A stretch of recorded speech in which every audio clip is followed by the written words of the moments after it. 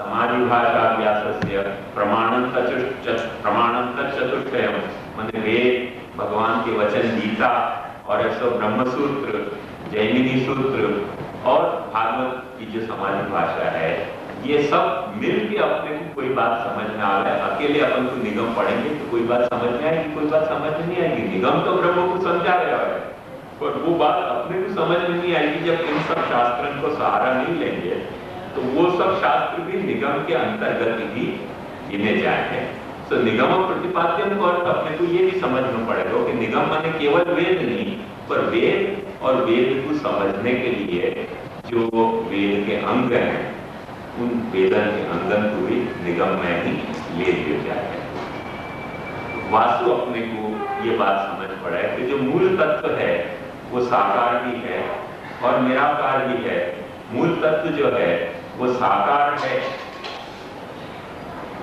वो साकार शुद्ध साकार है कि अशुद्ध साकार है, या विषय में अपने महाप्रभु जी को मत और अंशु कैसे अलग पड़े हैं, ये बात या श्लोक में श्री गोसाई जी समझाना चाह रहे हैं कि वो साकार है। एक बात समझो कि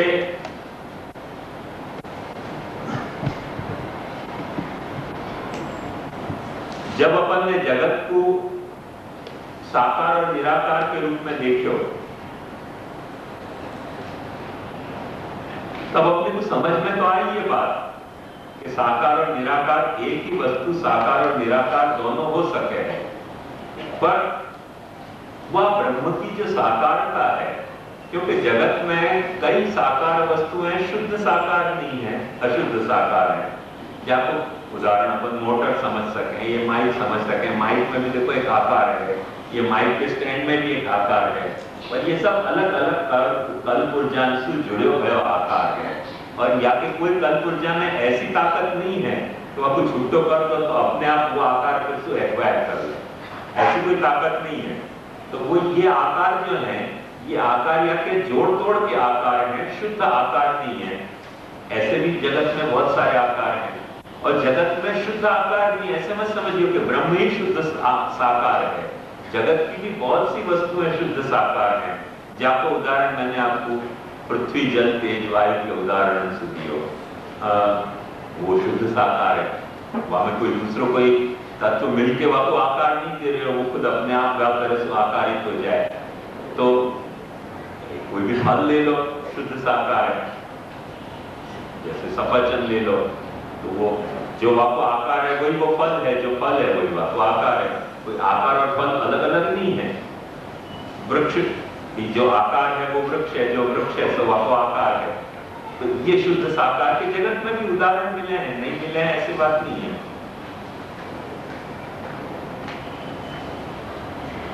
ये शुद्ध साकृति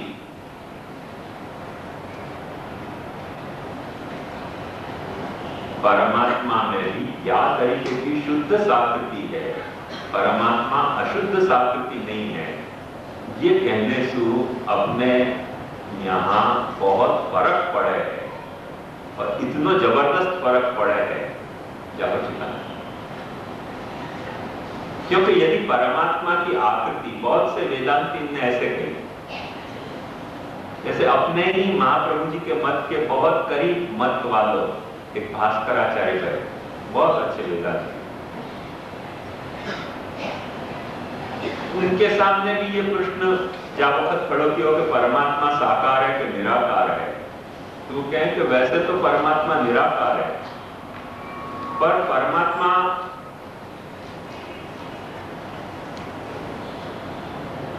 लगेगी नहीं।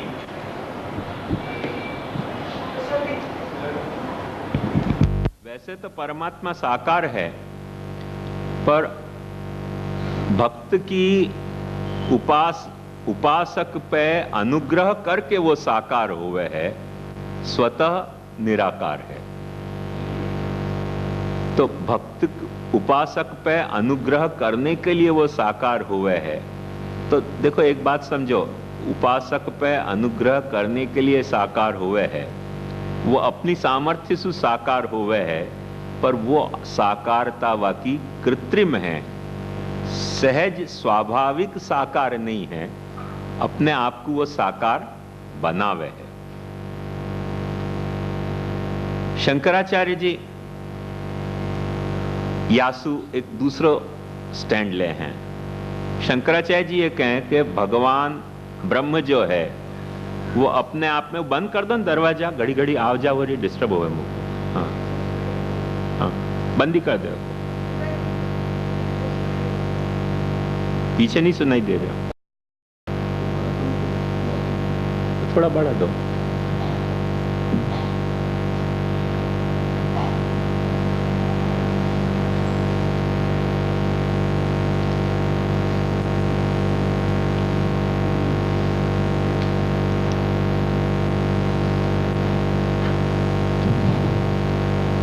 तो शंकराचार्य जी ये बात क्या है कि ब्रह्म जब साकार हुए है तो वहां में कोई गुण धर्म या ऐसे भक्त पे अनुग्रह करने की सामर्थ्य ही नहीं।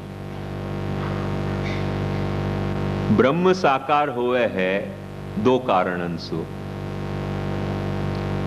एक कारण तो ये कि उपासक जा वक्त अपने उपासना में, उपासक जा वक्त अपनी उपासना के लिए जो रूप की कल्पना करे है, वह रूप को जा वक्त ब्रह्म पे प्रोजेक्ट करे तो वह तरह से वो ब्रह्म साकार हो जाए।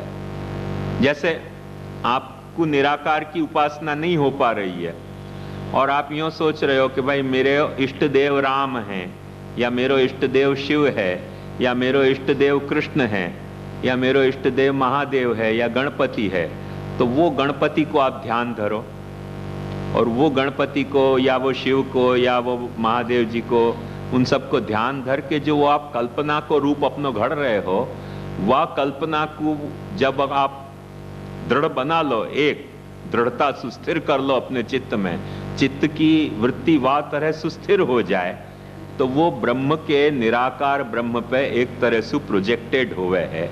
और वह की स्टेटस, वह आकार की स्टेटस बिल्कुल वैसी है जैसे कि अपन ने उदाहरण में देखियो स्क्रीन के ऊपर सीन की जो स्टेटस है, कि वो स्क्रीन जो है वो सीन बने नहीं है पर फिर भी वापस सीन दिखलाई दे रहे हो है। सचमुच में वो सीन है नहीं, स्क्रीन ही है, फिर भी सीन दिखलाई दे रहे हो है। या अर्थ में वो कहें कि मिथ्या आकार हैं, चाहे तो राम के, चाहे तो कृष्ण के, चाहे तो शिव के, चाहे तो गणपति के। भक्त अपनी उपासना सु जो है वो आकारन को ब्रह्म पे आरोप करे। अथवा एक माया है, जो माया ब्रह्म नहीं है, माया मिथ्या है, और वो माया मिथ्या जो है वो अपने आप ब्रह्म को थोड़ा सा कुछ आकार, मिथ्या आकार प्रदान कर रही है। वो भी वही प्रोजेक्शन के प्रिंसिपल्स हो कि वो माया में आकार रहो भयो है।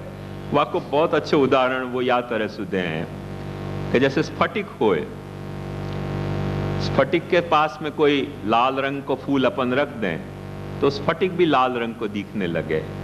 या जैसे कांच है, कांच के सामने कोई चीज रख दो तो जो चीज रखोगे वह को प्रतिबिंब कांच में पड़ जाएगा। वो कांच को अपनो आकार नहीं है, वो आकृति जो कांच में दिखलाई दे रही है वो कांच की खुद की आकृति नहीं है, पर कांच में निर्मलता ऐसी है कि जो सामने आए वह को प्रतिबिंब वहां में पड़ जाए। या तरह से ब्रह्म इतना निर्मल है कि वहां में माया के प्रतिबिंब पड़ जा रहे हैं, प्रतिबिंब को वहां में आरोपण हो जा रहे हो। या तरह से वो मिथ्या एक आकार को वहां दिखलाई दे रहे हो। अब ये देखो, ये आकार वहां भी है, नहीं है आकार ऐसी बात नहीं, पर ये आकार जो हैं, इन आकारन को महाप्रभु जी के हिसाब से शुद्ध आकार नहीं माने जा रहे हो है, ये अशुद्ध आकार है। यानी उपासना, उपासक के द्वारा प्रोजेक्टेड आकार या माया के द्वारा प्रोजेक्टेड आकार या कोई तरह से ये घड़े भय आकार, जैसे अपन ने मशीनी कलपुर्जान के आकार घड़े भय माने, वो सारे के सारे आकार जो हैं वो अशुद्ध आकार हैं। अशुद्ध वो पाचे ध्यान से समझिए, या अर्थ में अशुद्ध नहीं कि वो शुद्ध और अशुद्ध अपरस वालो कोई सिद्धांत है। अशुद्ध मतलब कुछ न कुछ ब्रह्म के साथ भेल सेल हो रही है, शुद्ध ब्रह्म तत्व जैसो है वैसो आकार नहीं है, कोई न कोई संघात सु पैदा भयो आकार है। अब यदि ब्रह्म खुद ऐसे आकार वालो होए तो फिर बात साफ हो गई कि जगत में जो भी कुछ आकार दिखलाई दे रहे है वो आकार भी फिर वैसे ही होंगे मिथ्या, और वो जगत में यदि आकार वैसे सब मिथ्या होंगे तो अपने को कहां पीड़ा हो रही है, या बात को समझो।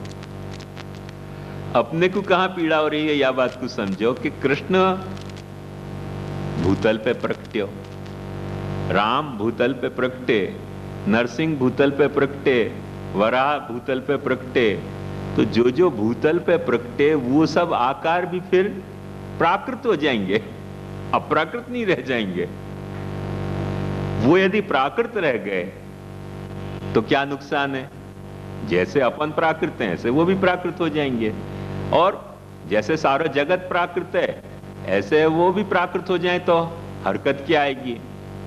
तो एक बात ध्यान समझो कि अपन प्राकृत हैं, वही तरह के उनको अप्राकृत मान के, प्राकृत मान के और फिर अप्राकृत भी मान लें, यह भी संभव हो सकता। तो पर सबसे बड़ी आपत्ति वहां में यह आवे है अपने को कि फिर भजनीयता में आकार को जो रोल है वो इतना निम्न स्तरीय हो गया कि फिर कृष्ण के ही आकार को भजन की क्या आवश्यकता?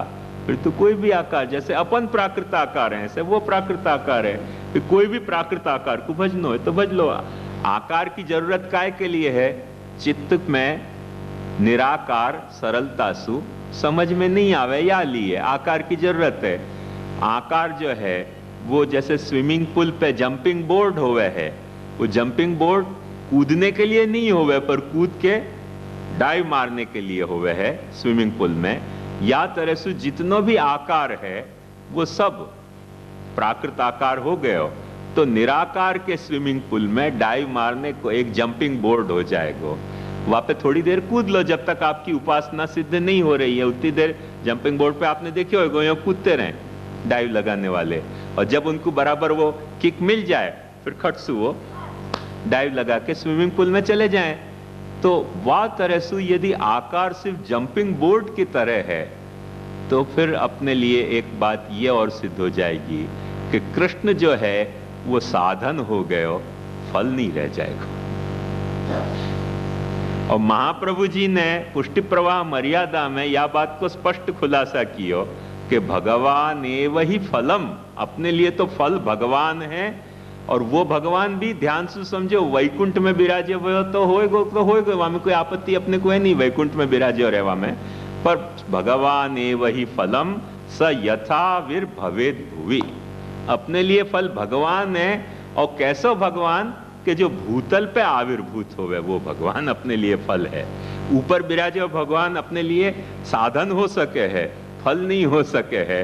अपन ऊपर चले गए तो अपना साधन हो सके है और वो फल नहीं हो सके भगवान को अनुभव करने को। अपने लिए फल जो है वो मुख्य क्या है कि भगवान एव ही फलम स यथा आविर्भवेद भुवि, भगवान अपने लिए फल है जा तरह से वो अपने सामने भूतल पे प्रकट हो जाए, जा तरह से अपने सामने वो भूतल पे प्रकट हो जाए वो भगवान अपने लिए फल है। जा तरह से अपन वह भगवान के स्वरूप में प्रपंच विस्मृति पूर्वक भगवदासक्ति स्वरूपासक्ति को पनपा सकें वो अपने लिए फल है, वो निरुद्धता अपने लिए फल है। ये फल को आखो जो आखो प्रकार अपनो है फलानुभूति को, वो सारो फलानुभूति को प्रकार कैंसल हो जाए यदि या तरीके के अशुद्ध आकार आते हों तो या लिए आकार की शुद्धि अपने यहाँ बहुत बड़ो मेजर रोल अदा करे है। कई लोग सोचे समझे बिना यो कह दें। अभी एक जगह बाहर गाम गए तो वो कह रहे थे कि महाराज जी आप कह रहे हो कि कृष्ण परब्रह्म है, पर भगवान कृष्ण ने कहीं भी गीता में यूं तो नहीं कही। भगवान तो खुद ये कहें कि अवजानन्ति माम मूढ़ा मानुषिम तनुमाश्रित, मूढ़ लोग मेरे को मनुष्य शरीर वालों समझें, ऐसे अर्थ कह रहे थे। मतलब कि अपन सब मूढ़ हैं। उनकी देखो ऐसी बात है कि अवजानंती माम मूढ़ा मानुषिम तनुमाश्रिता, वाको एक अर्थ आप समझे और हमारा भी कोई एक अर्थ है, वो भी आप सुनो। हम वाकु यूं समझे हैं कि मानुषिम तनुमाश्रितः मूढ़ा माम अवजानंती। मैं तुम्हारे लिए, श्री महाप्रभु जी बहुत सुंदर या की व्याख्या करें कि प्रभु ने मानुष आकृति क्यों ग्रहण करी? क्योंकि मनुष्य के बीच में प्रकट होना है, तो मनुष्य वाकु एक्सेप्ट कर सके वैसे प्रकट होवे, तब तो वो मनुष्य के लिए फल रूप होएगा। और मनुष्य जाको एक्सेप्ट नहीं कर सके, अपने आप बहुत अच्छो या को उदाहरण वार्ता में मिले कि मथुराधीश इतने ताड़ जितने लंबे प्रकट भय, तो महाप्रभु जी ने कही कि महाराज यार रूप की कौन सेवा करेगा, छोटे हो जाओ थोड़े, हम जैसे एक्सेप्ट कर सके ऐसे हो जाओ। होते होते होते होते छोटे होते होते कितने छोटे भय कि महाप्रभु जी की गोदी में विराजे और ठुड्डी तक लगे, इतने भय उनके यहाँ अब एक्सेप्टेबिलिटी आई आप में।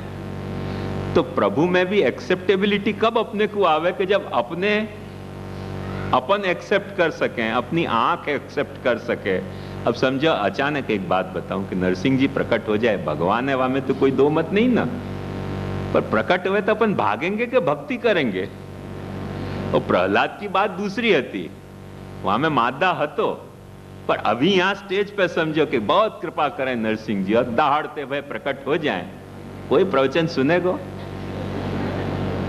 कोई भक्ति करेगा, हाथ जोड़ने की फुर्सत कोई को नहीं रह जाएगी, सब भागते नजर आएंगे, न जाने कितने आदमी भीड़ में कुचल जाएंगे, भागो भागो भागो। तो अपन की आंख एक्सेप्ट नहीं कर सकेगी। नरसिंह जी या जोर से दहाड़ेंगे तो अपने काने फट जाएंगे, कोई के दिल धबकते बंद हो जाएंगे, तो बहुत बहुत उपद्रव हो सके। प्रभु जो है वो अपने को एक्सेप्टेबल होके नहीं पधारे, प्रकट हुए, तो उनको फल तरीके स्वीकारने में वो फल है, यहां में डाउट नहीं है। पर फल की पाछी दोनों बात है ना, फल के साथ दोनों बात रही भई है कि फल को अपन एक्सेप्ट कर पावे तब फल होवे, और फल सचमुच में अपने लिए हितकारी होवे, अपने लिए आनंदकारी होवे, वो फल होवे।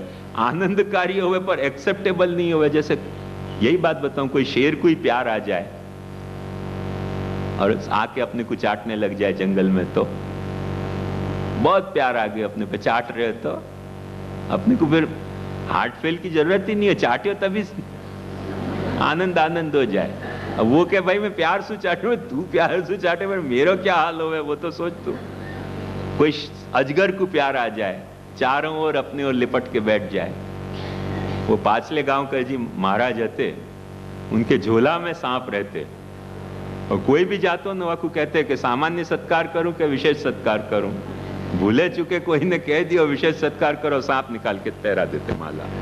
अब वो सांप गला में चले यहाँ वहां, जीने की इच्छा कौन को हुए? तो शंकर की बात दूसरी है और विष्णु की बात दूसरी है कि सांप पे सो जाए और सांप को गला में धारण कर लें। अपने तो दिख जाए ना सांप, यहाँ काट तो नहीं हो ना, जहर वालों भी नहीं हो तो भी ऐसा जहर चढ़ जाए कोई को, सोच सोच के समाधि लग जाए कि हाँ हो गए हो सत्यानाश। तो एक्सेप्टेबिलिटी अपने को होनी चाहिए, ये बात समझो। जब अपन को एक्सेप्टेबिलिटी नहीं है तो कितनी भी हकीकत है, कितनी भी बात ऊंची है, कितनी भी अच्छी है, ये लफड़ा यही तो है ना कि महाप्रभु जी की विचार इनकी बात बहुत ऊंची है। वो लड्डू पूड़ी मठड़ी के लोभ के कारण एक्सेप्टेबिलिटी वाकई खत्म हो गई है। बाकी महाप्रभु जी की बात में कोई न्यूनता नहीं है, बहुत ऊंची बात है। वो स्वाद के चटकारा ऐसे आ गए मठड़ी पूड़ी के, वो एक्सेप्टेबिलिटी कम हो गई। अभी कलकत्ता हम गए तो एक ने हमको ऐसे ही प्रश्नोत्तर हो रहे थे, तो वानी कही कि महाराज हमने सुनी कि आप प्रसाद की ना पाड़ो। प्रसाद की ना नहीं पाड़ू, बोले सब लोग कह रहे हैं प्रसाद की ना पाड़ो, खुलासा सुन लो भाई, मैं प्रसाद की ना नहीं पाड़ू। उन्होंने कहा अच्छा सुनाओ खुलासा। तो मैं थोड़ा संभल के बैठो कि खुलासा सुनाऊं, तो पाछो खड़ो के कह के एक खुलासा हम आपको पहले कर देते हैं, करो। ऐसा कोई खुलासा मत देना कि प्रसाद खाना हमारा बंद हो जाए। कि अब रही क्या बात।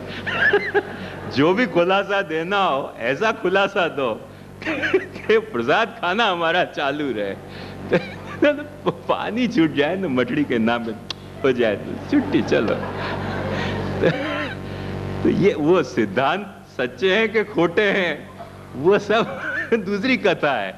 एक्सेप्टेबिलिटी कम हो गई है, यही बेसिक प्रॉब्लम है पुष्टि मार्ग की। बाकी सिद्धांत की कोई संदिग्धता कोई तरह की है नहीं। जो विरोध कर रहे हैं वो भी दिल में समझ रहे हैं कि सिद्धांत तो यही है, पर एक्सेप्टेबिलिटी नहीं है तो क्या करें। लफड़ा ऐसे, एक्सेप्टेबिलिटी को बहुत मेजर रोल है अपने ह्यूमन लाइफ में। करके ठाकुर जी ने ऐसे महाप्रभु जी कहें कि ऐसो स्वभावस्यान्यथा भावो नवै शक्य कथंचना अतस त्रिविध जीवेषु त्रिविधा भगवत कृति। स्वभाव जो है मनुष्य को बदलना सरल नहीं है, बहुत कठिन है।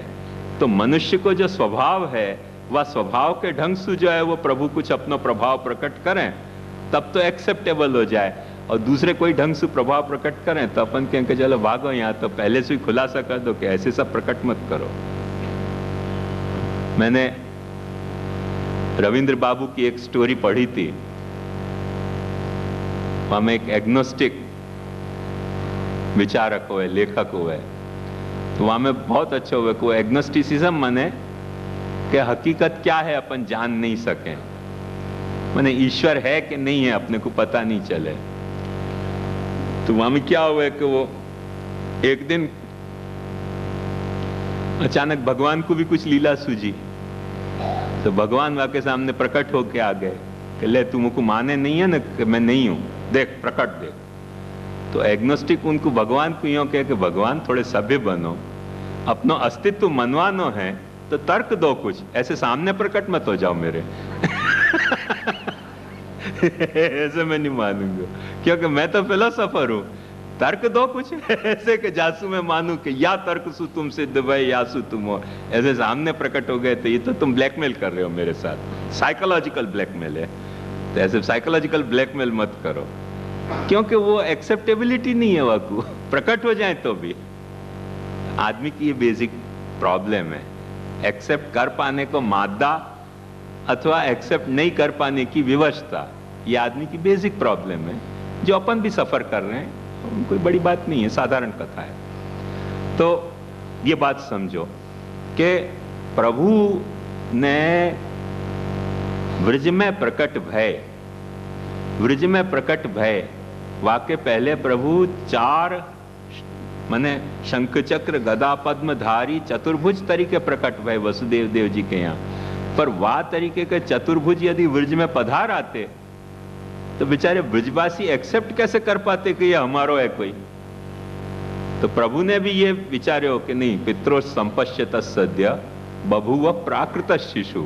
जैसे बालक प्राकृत बालक हुए ऐसे प्राकृत बालक के जैसे द्विभुज प्रभु हो गए, और जितने दिन ब्रज में विराजे, जितने दिन मथुरा विराजे, इतने द्विभुज विराजे, और जब मथुरा त्याग करी तब पाछे चतुर्भुज भय।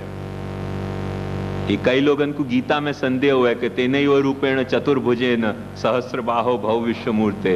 ये चतुर्भुज कैसे अर्जुन ने कह दियो, पर अपने यहाँ गीता या बात को खुलासा नहीं कर सके है। तद विस्तारो भागवतम, श्री महाप्रभु जी जो आज्ञा कहें कि गीता समझनी हो तो भागवत के अनुसार समझोगे तभी समझ में आएगी।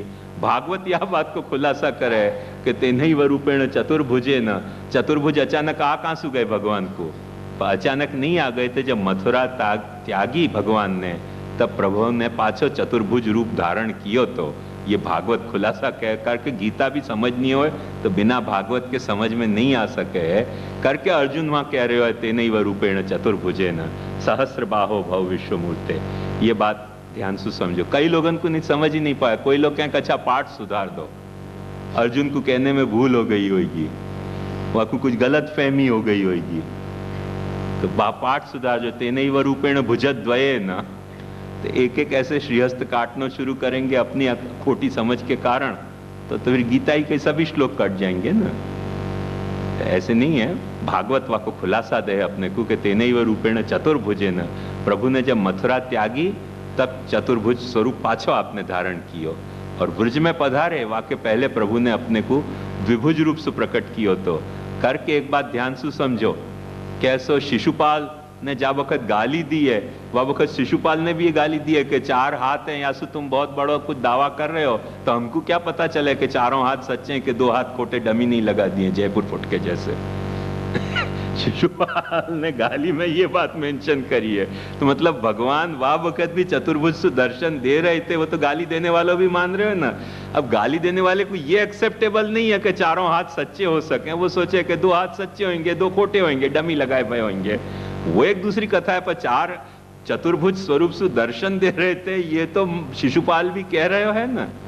तो ये या बात को प्रमाण है कि प्रभु ने या तरह से 2 रूप अपने प्रकट किए, चतुर्भुज रूप और द्विभुज रूप। तो वो एक्सेप्टेबिलिटी को सवाल है। द्वारका में क्योंकि सब है वो द्वारका में उनको परम दैव मानने वाले सब हते, तो वहां चतुर्भुज रूप प्रकट कर दिया तो कोई हरकत नहीं आई। पर ब्रज में चतुर्भुज आते तो सब लोगों के लिए बड़ी प्रॉब्लम हो जाती कि या को अपनो बच्चा कैसे मानना 4 भुज वाले को, और शंकर चक्र गदा पद्मधारी हो तो कैसे अपना बच्चा मानना। फिर यशोदा जी कैसे वाकू ऐसे बांधती, और ऐसे कौन गोपी वाकू अपने घर में माखन चोरने के लिए इनवाइट करती, कोई कुछ नहीं कर सकते। कौन गाय चराने के लिए भेजतो, बहुत लफड़ा हो जाते। लीला के बजाय ऐसो लीला आभास हो जातो, रसाभास हो जातो करके जाके बीच में प्रभु प्रकटे, वाकू जा तरह से एक्सेप्टेबल होवे वा तरह से प्रभु प्रकटे हैं। ये एक प्रभु की लीला बताई है। तो वह लीला के अनुसार जो कृष्ण प्रकटे हैं मनुष्याकृति, वो मनुष्य के बीच में प्रकटे हैं करके मनुष्याकृति हैं, देव के बीच में प्रकटे हैं तो देवाकृति हैं, अर्जुन को दिव्य दृष्टि दी है तो विराटाकृति भी हैं। भगवान कौन सी आकृति प्रकट नहीं कर सके हैं, सर्वाकृति हैं। सर्वाकृति होने से सब आकृति प्रकट कर सके हैं, पर जाकी रही भावना जैसी प्रभु मूरत तिन देखी तैसी। पर देखी तैसी ये कल्पना से नहीं अपने यहाँ है, नहीं तो कल्पना से होएगो तो अशुद्ध आकृति हो जाएगी। अपने यहाँ ये बात कही है, शुद्ध आकृति प्रभु वा के लिए वैसी प्रकट कर सके हैं। वा के लिए प्रभु वो ही आकार से वा के सामने प्रकट हो सके हैं। यद्यधियात उरुगाय विभावयंती तत्तद वपु प्रणय से सदनुग्रहाय। वह वपु को प्रभु प्रकट करे हैं, वह पे अनुग्रह करके अच्छा तू या तरह से एक्सेप्ट कर सके है करके अपने आप भागवत कार्य को बतावे। मल्ला नाम अशनि नृणाम नरवर स्त्रीणाम स्मरो मूर्तिमान गोपा नाम स्वजनो सताम क्षितिभुजाम शास्ता स्वपित्रो शिशो मृत्युर्भोजपतेर विराट अविदुषाम तत्वम परम योगी नाम। तो ये मल्लन को ऐसा लगे कि कोई साक्षात बिजली त्राटक रही है उनके ऊपर, बिजली जो है वो टूट रही है। नृणाम नरवर जो मनुष्य थे, जेंटलमैन जिनको कहने सिटीजन, उनको लगे कि कोई बहुत श्रेष्ठ आदमी आ गयो। नृणाम नर स्त्रीणाम स्मरो मूर्तिमान जो स्त्रियां थी उनको लगे कोई कामदेव आ गयो। गोपा नाम स्वजनो गोपन को लगे कि अच्छा ये तो कोई अपनो ही गोपी आयो है। गोपा नाम स्वजनो सताम क्षितिभुजाम शास्ता जो राजाएं थे उनको लगे कि ये तो कोई हमकारे ऊपर दंड देने वालों कोई और राजा एम्परर आ गयो। राजान के ऊपर जैसे चक्रवर्ती सम्राट हो ऐसे कोई सम्राट आ गयो।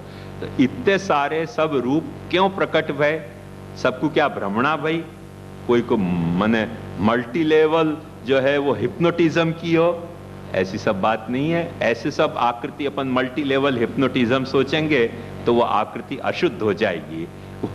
वो आकृति अशुद्ध नहीं है, अपने यहाँ शुद्ध साकृति है। शुद्ध साकृति को मतलब कि हर व्यक्ति को वाकई भाव के अनुसार दर्शन देने को प्रभु को एक आनंद सामर्थ्य है। ये आनंद में रहो भयो सामर्थ्य है कि हर व्यक्ति के भाव के, हर व्यक्ति के स्वभाव के अनुसार अपनो रूप को प्रणयन कर सके। ये आपने जो पूछी थी कि आनंद आकार समर्पक है, वो या अर्थ में आनंद आकार समर्पक है कि वो आनंद में वो सामर्थ्य रही भई है कि वो शुद्ध साकृति को प्रकट कर सके है। वह कोई दूसरे उपादान की, दूसरे कोई उपाधि की जरूरत नहीं पड़े कि या उपाधि के कारण कलपुर्जा में मैं कोई आकार ग्रहण कर लूं, अशुद्ध आकार। तो ये एक बात ध्यान से समझने की, अकेले शुद्ध साकृति को बहुत ज्यादा महत्व है अपने यहाँ, और वो ज्यादा महत्व और भी ज्यादा तब बन जाए है। एक बात ध्यान से समझो कि जब लीला में तो वाको ये महत्व मैंने आपको समझायो, पर भजनानंद में वाको महत्व वासु भी ज्यादा बढ़ जाए है। क्यों? क्योंकि लीला में तो प्रभु प्रमेय बल सुप्रकट हो रहे हैं और भजनानंद में अपने को प्रमाण बल सुप्रकट करने हैं। तो प्रमाण बल से जा वक्त अपने को प्रभु को प्रकट करने हैं तो वह वक्त तो वो और ज्यादा बढ़ जाए है आवश्यकता वाकी आकृति की शुद्धता की। वो आकृति की शुद्धता अपने को या सर्वोत्तम स्तोत्र के या जंक्चर पे समझ लेनी पड़ेगी, नहीं तो बहुत लफड़ा यहाँ में भी हो सके हैं। और वो कैसे? तो एक बात ध्यान से समझो कि अभी अपन छले 2-3 दिन से या बात को बहुत भार पूर्वक ध्यान कह के अपन दोहरा के या बात को कह चुके कि जगत को जितनो भी विषय है वो निरानंद है। जागतिक सारो विषय निरानंद है, जीव गुप्तानंद है और कृष्ण जो है वो परमानंद है। परमानंद रूपे तू कृष्णे, वो जो अपन ने बात कही कि कृष्ण परमानंद है, तो कृष्ण परमानंद है तो अपन जा बखत कोई भी स्वरूप को सेवा के लिए पधरा रहे हैं, वाह वक्त वो विषय निरानंद है कि परमानंद है? अपन निरानंद की सेवा कर रहे हैं कि परमानंद की सेवा कर रहे हैं, ये बात अपने को नक्की करनी पड़ेगी। अब या मैं ध्यान से समझो कि अपन हमको एक ने कही, बहुत दुखी हो के एक बहन ने, कि भगवान तो इतने दयालु हैं कि पूतना को भी दर्शन दिए, कंस को भी दर्शन दिए, शिशुपाल को भी दर्शन दिए, और मैं इतने दिन से सेवा कर रही हूं पर ठाकुर जी मुझको दर्शन नहीं दें। मन की तो फिर दर्शन नहीं दिए तो सेवा कौन की कर रही है तू? तो नहीं सेवा तो कर रही हूं पर दर्शन तो यूं तो दर्शन दे रहे हैं पर यूं दर्शन नहीं दे रहे हैं। तो ये मन की ये यूं दर्शन देनो एम दर्शन आपे छे ने ओम नहीं आपता, ये एम और ओम क्या भला है? या को खुलासा कर पहले।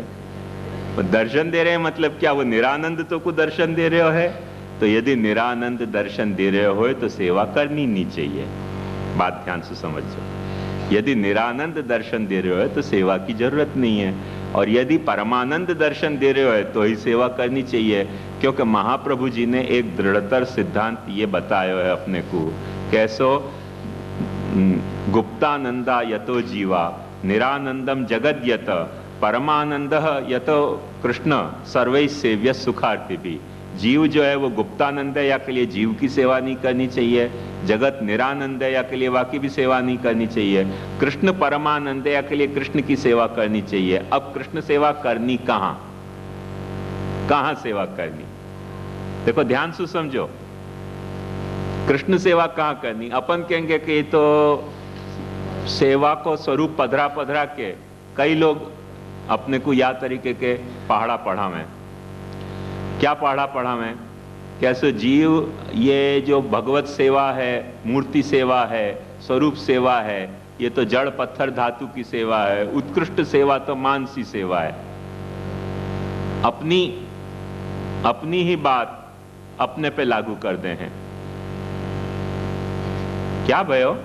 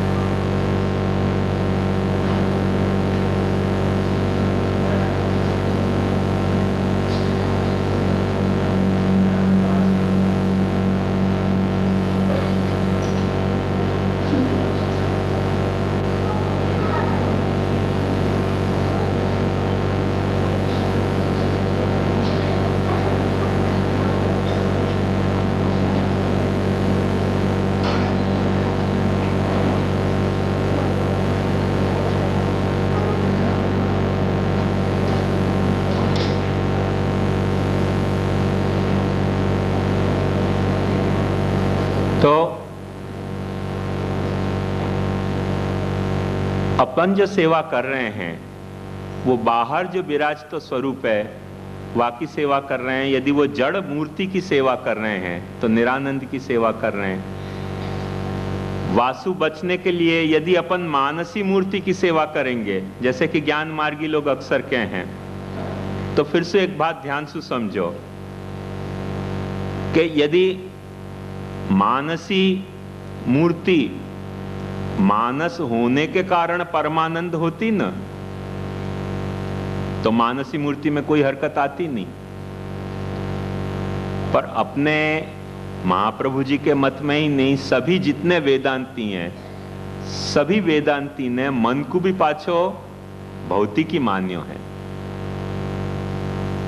भूमि रापो नलो वायु, गीता भी आप देखोगे ना तो स्पष्ट या को विवेचन आवे कि भूमि रापो नलो वायु खम मनो बुद्धि रेवच अहंकार इति यम में भिन्ना प्रकृति रष्टधा अपरेयमितस्त्वन्याम प्रकृतिम विद्धि में पराम जीवभूताम महाबाहो यदम धार्यते जगत। तो भूमि, पृथ्वी, जल, तेज, वायु, आकाश और मन, ये सब जड़ प्रकृति हैं। तो मन खुद यदि जड़ प्रकृति है और वह मनसु अपन ने कोई मूर्ति घड़ी, मानसी मूर्ति, तो वो भी तो जड़ी होगी। और मैं एक बात अक्सर कहता रहा हूं कि अब अपने सामने ऑप्शन दो ही रहे, एक जड़ मूर्ति से तो अपना छुटकारा है नहीं। धातु की या शिला की एक मूर्ति लो, वो भी जड़ मूर्ति, या मानसी मूर्ति घड़ो, वो भी जड़ मूर्ति। और वो मानसी भी जो है वो जड़ मूर्ति है। पर अंतर अब एक इतना है कि मन चंचल होने के कारण मानसी मूर्ति भी चंचल होगी। सिद्धावस्था में मन जब अपनो उतनो स्थिर हो गयो, या मन इतना भक्ति प्रवण हो गयो, व्यसन दशा में चले गयो, तब की कथा दूसरी है। बाकी साधनावस्था में तो मन अपनो ऐसा तो होएगा नहीं। अपन ने समझो मन में अभी एक प्रयोग करके देखो, मन आंख मीच के मन में आपके माथे विराजते ठाकुर जी, कोई भी एक ठाकुर जी को, एक मानसी मूर्ति को ध्यान करो। वाकु आप कितनी देर मन में निभा सको? 1.5 मिनट, 2 मिनट, 3 मिनट। 3 मिनट निभाओगे ना, सफोकेशन होने लग जाएगा। जैसे नाक दबा दे और दम घुटे ना, ऐसे दम घुटने लग जाएगा। क्योंकि मन की ताकत नहीं है यासु ज्यादा कोई मूर्ति को निभा पानो, मन चले जाएगा। तो मानसी मूर्ति आपने घड़ी भी, और घड़ के आप कुछ स्नान कराने जाओगे तो लोटी में मन गए तो मूर्ति गायब। ऐसा कथा हो जाएगी। अपन कम से कम ये बाहर को जो स्वरूप है ध्यान से समझो। वह कुछ स्नान कराने जाएंगे और लोटी लेने जाएंगे तो स्वरूप भाग तो नहीं जाएगा। ट्रस्टी ले जाए वो कथा दूसरी है। नहीं तो स्वरूप भाग नहीं जाए, स्वरूप विराज रहे वहां।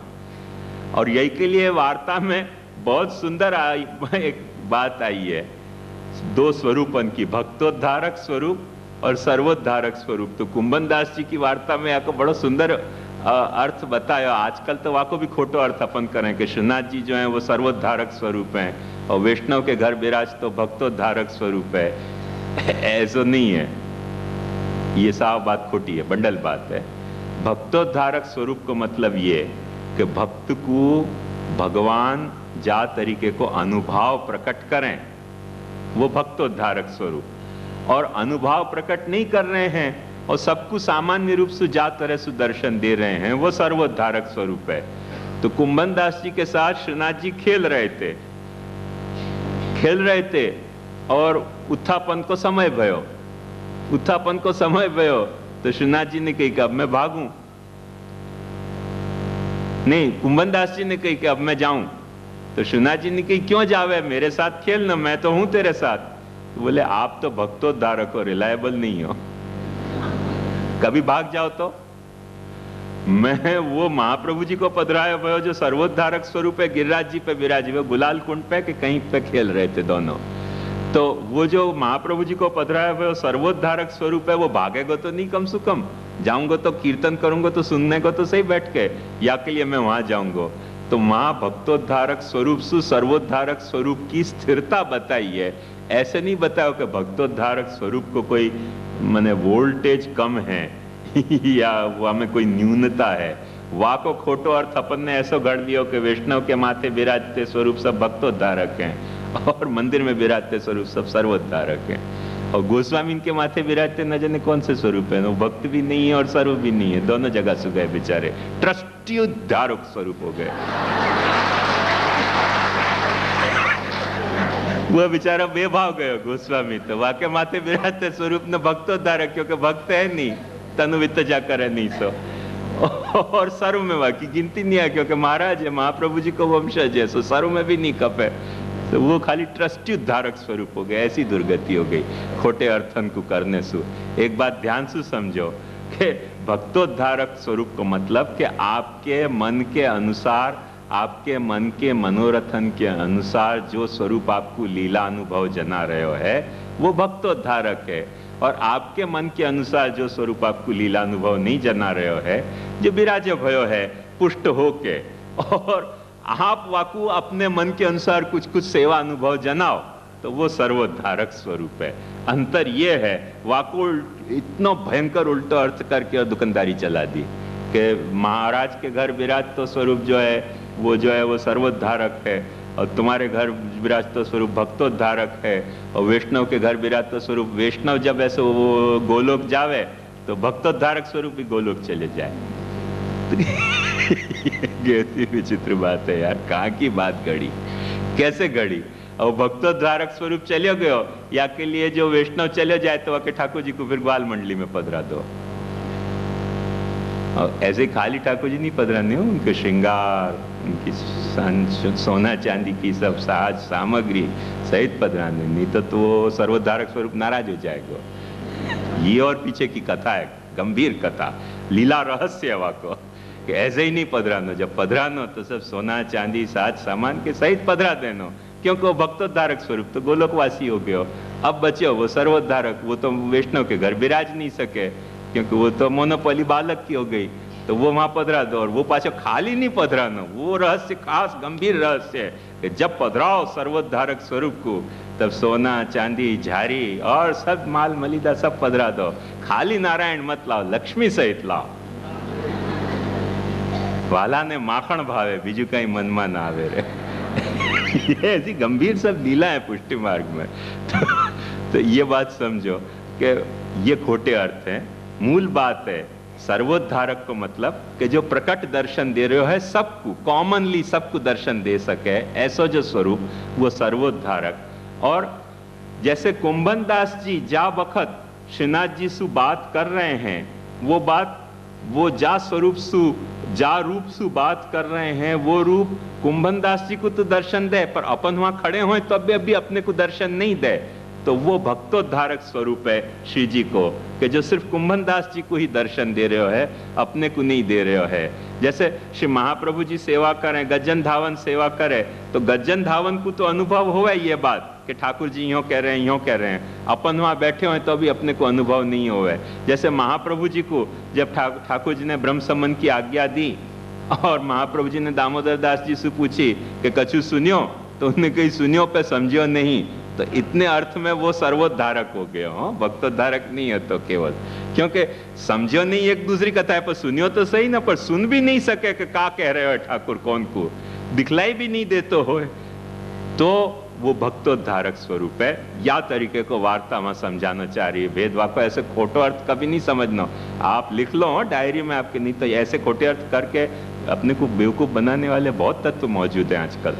तो ये जो भक्तोद्धारक और सर्वोद्धारक स्वरूप है, वहां में एक बात ध्यान से समझो कि जो भक्तोद्धारक स्वरूप है वो थोड़ा चंचल है। चंचल क्यों है? क्योंकि मानसी मूर्ति को स्वरूप है वो, और जो भक्तोद्धारक स्वरूप है वो इतना चंचल नहीं है। वाकू बस वाकई वहां में चंचलता बेचारे में तभी प्रकट हुए कि कोई ट्रस्टी आ जाए तो वो बेचारा चंचल हो जाए, बाकी तो कंपैरेटिवली काफी स्थिर स्वरूप है वो। तो वो जो स्वरूप है सर्वोद्धारक स्वरूप, वह स्वरूप की सेवा अपन जो कर रहे हैं वो निरानंद की सेवा कर रहे हैं कि सानंद की कर रहे हैं, ये बात अपने को समझनी पड़ेगी। अब ध्यान से समझो कि एक बाजू अपने पास सिद्धांत है मानसीसा परामता, तो भक्तोद्धारक स्वरूप जो है वो मानसीसा परामता तो पर स्वरूप हो जाएगा, और सर्वोद्धारक स्वरूप जो है वो साधन स्वरूप हो जाएगा, तत्सिद्धि तनुवित्त जावालो। ऐसा सब ऊटपटांग भेद या में हो नहीं सकेगा। पुष्टि मार्ग को सर्वनाश हो जाए ऐसा सब भेद अपन करें तो। या के लिए एक बात ध्यान से समझो कि मानसी को जो स्वरूप है वो जाकू मानसी सिद्ध हो गई ना, वो तो मैंने आपको बताया कि निरंतर वाको मन जो है वो प्रभु में फिर तो ही रह गो, वाकी चंचलता को भी प्रभु में विनियोग हो गयो। जैसे अपने नेत्र की, अपने कृति की, अपने अहंता ममता की जो स्थिरता है, तो अपने अहंता ममता को जो स्थिर भाव है वाको अपन तनुवित्त जासु प्रभु में विनियोग करें। और ऐसे ही अपने मन की जो चंचलता है, स्थिर अहंता ममता हुए हो। एक बात ध्यान समझो या को लाइटली मत लीजिए। जैसे आदमी सोयो भयो है, कोई को नाम समझो चिमन भाई है, कोई को नाम रमण भाई है, कोई को नाम श्याम भाई है। कोई आदमी श्याम भाई हल्ला मचावे तो नींद उड़ेगी कि नहीं मेरी? कोई को नाम चिमन भाई हो, कोई चिमन भाई हल्ला मचावे, नींद उड़ेगी कि नहीं चिमन भाई की? कितनी अहंता स्थिर है कि सो गए हैं, बाहर की कुछ पता नहीं चल रही है, पर 2 4 6 बार कोई ने हल्ला मचायो चिमन भाई तो आखिर नींद उड़ के होगी। भाई शू छे, कौन छे, होएगो के नहीं? उतनी अहंता स्थिर है। जागृत में तो स्थिर है, सो स्थिर है, सुषुप्ति में भी वो इतनी स्थिर रहे है कि थोड़ा सा टप टप करो तुरंत आदमी पूछे कि कौन है, क्या काम है। इतनी स्थिर अहंता है, इतनी ही स्थिर अपनी ममता है कि ऐसा चले जाए आदमी मर जाए तो मर गयो तो जातस्य ध्रुव मृत्यु ध्रुवं जन्म मृतस्य च तस्माद अपरिहार्यार्थे नत्वम शोचितुम अर्हसि, पर उपदेश देने वालों खुद रोने लग जाए। इतनी ममता जो है स्थिर है। अपन उपदेश दे सकें, अपन यह बात को समझ सकें, पर अपनो ममतास्पद अपने से जा वक्त बिछड़े, वह वक्त अपने को दुख होवे कि नहीं होवे? दुख तो होवे, तो कितनी स्थिर ममता है। उतनी स्थिर ममता को जैसे तनुवित्त के रूप से अपन प्रभु में विनियोग कर रहे हैं, ऐसे ही अपने मन की चंचलता को भी प्रभु में विनियोग करना है। पर साधन अवस्था में महाप्रभु जी ने बताई कि पहले तुम अहंता ममता जो तुम्हारी स्थिर है, वासु तुम प्रभु से जुड़ जाओगे तो फिर तुम्हारी चंचलता अपने आप प्रभु के साथ विनियुक्त होकर मानसी सेवा सिद्ध हो जाएगी। पर चंचलता से तुम स्टार्ट करोगे तो फिर तुम्हारा जोड़ान भी जो है ना, तुम्हारा जोड़ भी जो है वो चंचल ही रहेगा, स्थिर नहीं होगा। पहले स्थिर जुड़ो, अपनी अहंता ममता को दासोहम करके स्थिरतया प्रभु के साथ जोड़ लो। बाहरी एक स्वरूप सु अपनी ममता को ऐसे श्री कृष्ण शरणम कह के अपने बाहर विराजते स्वरूप के साथ स्थिर जोड़ लो। वो स्थिरतया अपनी अहंता ममता सुजा वक्त अपने प्रभु से अपन जुड़ गए, और वाके बाद जो अपने मन की चंचलता है वो धीरे धीरे वो अहम मम के कारण मन को ऐसा व्यासंग हो जाएगा। ध्यायतो विषयान पुंस संगस्तेषु उपजायते संगात संजायते काम के न्यायसु। मन में वातेरे की कामना पैदा हो जाएगी कि मन वाके बिना खाली रह नहीं सके। जब मन वाके बिना खाली नहीं रह सके तब मन अपनी चंचलता को लिए भय प्रभु में विनियुक्त हो जाएगा।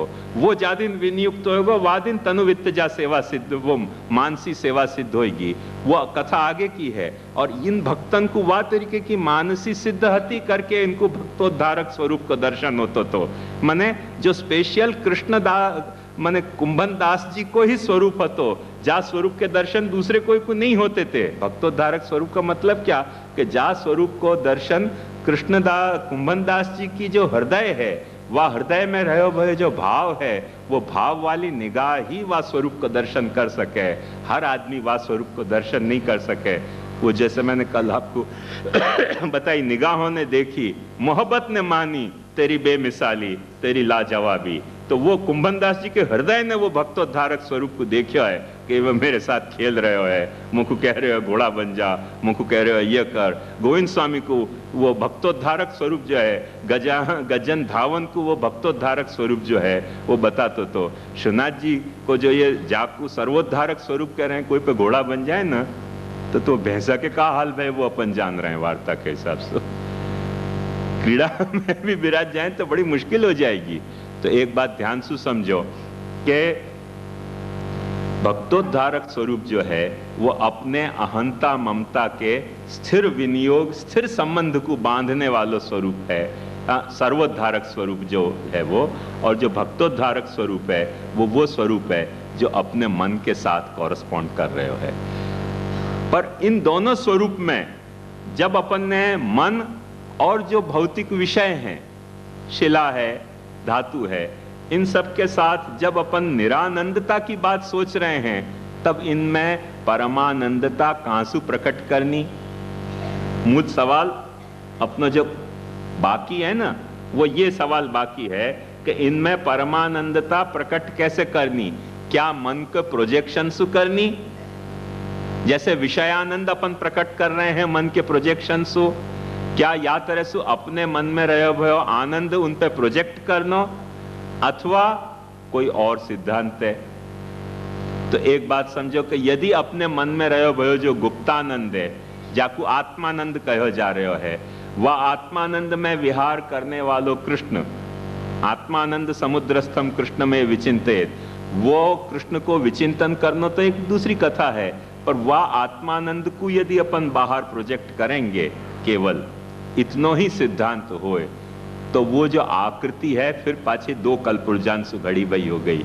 एक मन को कल्पुर्जा और एक कल्पुर्जा जो बाहरी विषय है वो, और उन दोनों आकारण से घड़ी भई आकृति यदि भई तो शुद्ध आकृति नहीं रह जाएगी। ये फिर पाछी समस्या अपने सामने विकराल रूप से खड़ी भई है। वाको समाधान अपने को सर्वोत्तम स्तोत्र में खोजना है। नहीं खोजें तो अपन प्राकृत धर्मानाश्रय अप्राकृत निखिल धर्म रूपमिति निगम प्रतिपाद्यम यत्तत् शुद्धम साकृति स्तौमी मंगलाचरण को अर्थ अच्छी तरह से नहीं समझे। मैं जान रहा हूं कि विषय कठिन है, मैं जान रहा हूं कि ये विषय शायद आपको मजा भी नहीं आती होगी, पर सुन रखोगे ना तो ऐसा बहुत काम आएगा, मिसगाइड कभी नहीं होगे। या लिए मैं आपको ये त्रास दे रही हूँ, यदि त्रास लग रहे हो तो, और मजा आ रही हो तो मजा दे रहा हूँ, ये तो आपके एज यू लाइक इट। पर ये बात को मैं आपको निश्चित समझाना या लिए चाह रहा हूं कि बहुत आवश्यक बात है मौलिक अपनों सिद्धांत समझने के लिए, नहीं तो बहुत मिसगाइड अपन हो सके या प्रश्न पे। तो एक बात ध्यान से समझो कि जब अपन अपने सामर्थ्य से विषय पे अपने मन को भाव, कोई भी विषय पे अपने मन को भाव प्रोजेक्ट करें तो अपने को वो प्रोजेक्टेड विषयानंद मिले ही है।